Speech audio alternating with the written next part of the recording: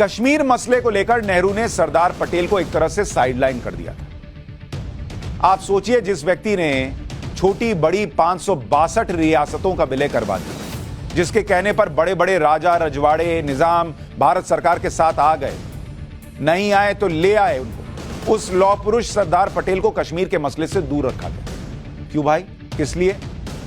नेहरू ने पटेल पर विश्वास नहीं किया, लेकिन माउंटबेटन और यूएन पर कर लिया। वो माउंटबेटन, वो भी तो अंग्रेजी था ना, उसकी बात पे भरोसा था नेहरू जी। यूनाइटेड नेशन जो है वो कुछ कर देगा, उस पर भरोसा था, पटेल जी पे नहीं था कि पटेल तुमने इतने किए हैं, जरा इसको भी देखो। राजमोहन गांधी ने अपनी किताब में लिखा है, कश्मीर को लेकर भारत सरकार के कई कदमों के बारे में वल्लभ भाई नाराज थे। जनमत संग्रह, संयुक्त राष्ट्र के मामले को ले जाना, ऐसी हालत में संघर्ष विराम करना जबकि एक बड़ा हिस्सा पाकिस्तान में चला गया, और महाराजा के राज्य से बाहर जाने जैसे कई मसलों को लेकर सरदार पटेल सहमत नहीं थे। पटेल का मानना था कि जब पाकिस्तान ने हमला करके कश्मीर हथियाने की कोशिश की है तो जनमत संग्रह कराने जैसी चीज बनती नहीं है भाई। तुम लड़ने आए हो, तुमको लड़के जवाब देंगे, जनमत संग्रह क्या? अगर तुम्हारा जनमत संग्रह में विश्वास था तो हथियार नहीं उठाते, जनमत संग्रह कराते। जब तुमने हथियार उठा लिया तो तुमने जनमत संग्रह को माचिस मार दी। यह पटेल साहब का सोचना था, एकदम थॉट प्रोसेस क्लियर था उनका। देश से ऊपर कुछ नहीं, ना कोई दोस्ती ना कोई यारी, देश सर्वोपरि। तो उन्होंने कहा जब तुमने हथियार उठाया तो खत्म, अब टेबल पर से इसको हटाओ, जनमत संग्रह, और तुमको हम देंगे हथियार से जवाब।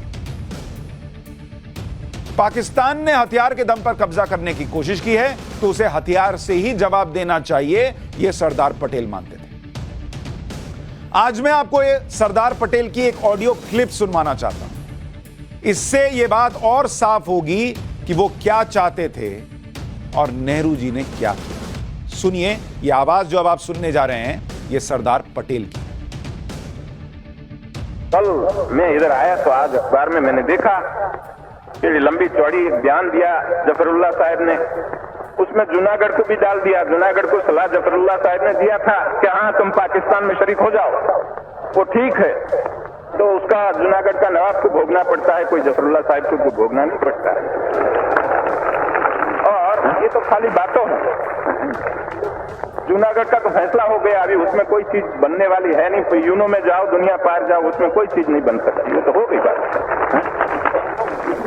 अब जो जफरुल्लाह साहब कहते हैं कि जूनागढ़ तो यूनो में जाएगा, यूनो में क्या जाएगा? आज कश्मीर में यूनो में गए हैं हमारे तरफ से, क्यों गए?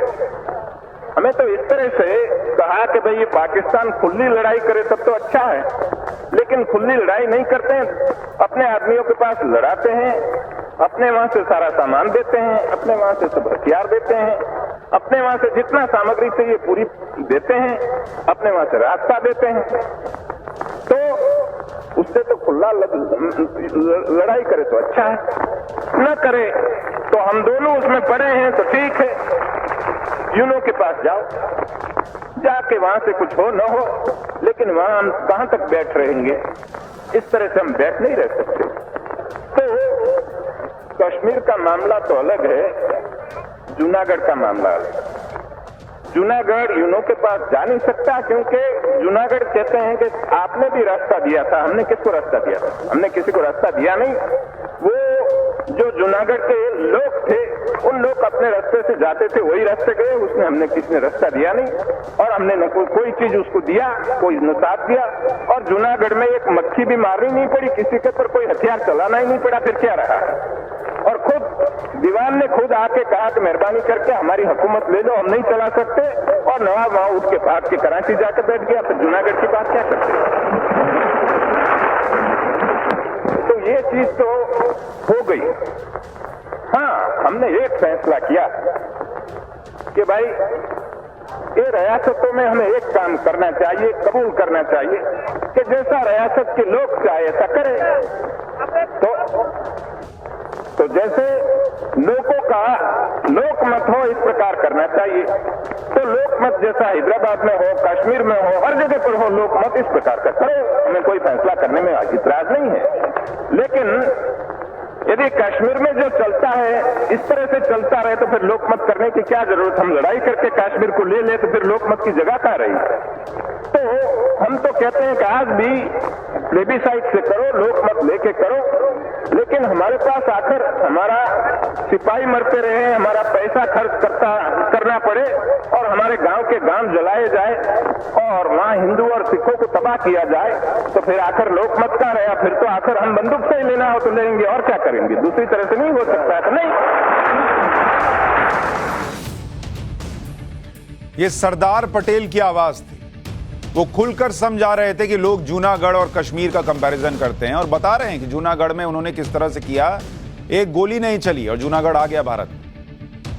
और वो कह रहे हैं कि लोकमत करा लो, लोगों से पूछ लो उनकी राय क्या है, लेकिन जब तुमने बंदूक उठा ली, आकर हमारे गांव जलाए, हमारे सैनिकों को मारा, तो फिर किस बात का जनमत संग्रह भाई। फिर खुला होगा जो होगा। ये थे सरदार पटेल, खुली सोच वाले, क्लियर सोच वाले।